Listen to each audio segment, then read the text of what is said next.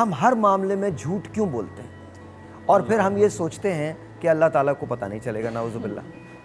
بڑی مشہور آیت ہر ایک بچے کو جھوٹ بولنے والے کو بھی یاد ہے، لعنت اللہ علی الکاذبین، کہ اللہ کی لعنت ہے کاذبین پر، جھوٹوں پر۔ What is the meaning of لعنت؟ یہ 5 انگلیاں کر کے لعنت نہیں ہوتی ہے۔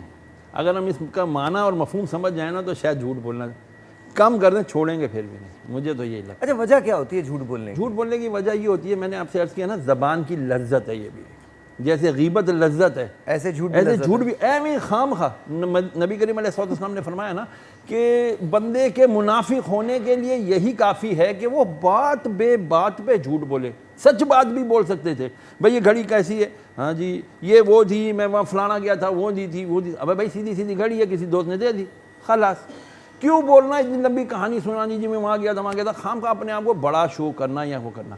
یہ جھوٹ جو لذت زبان کی ہے نا، یہ ہمیں بہت زیادہ عمیق گہرائیوں میں لے جائے گی۔ ایک جھوٹ کا بہت برا میں آپ کو نقصان عرض کروں، وہ یہ، میرے آقا صلی اللہ تعالیٰ علیہ وسلم نے ارشاد فرمایا کہ جب بندہ جھوٹ بولتا ہے تو اس کی جھوٹ کی اس ایک خاص قسم کی بندے کے منہ سے پھر بدبو آتی ہے۔ وہ بدبو اتنی یعنی گندی ہوتی ہے کہ جو نیکی کرانے والا رائٹ ہینڈ کا جو فرشتہ ہوتا ہے نا، وہ اس سے ایک روایت کے مطابق 1 میل دور، ایک روایت کے مطابق 9 میل دور اس سے ہو جاتا ہے۔ اب وہ جو نیکیاں کی طرف رغبت دلانے والا فرشتہ 9 میل یا 1 میل دور ہو جائے گا، بندے نے ککھ نیکی کرنی ہے۔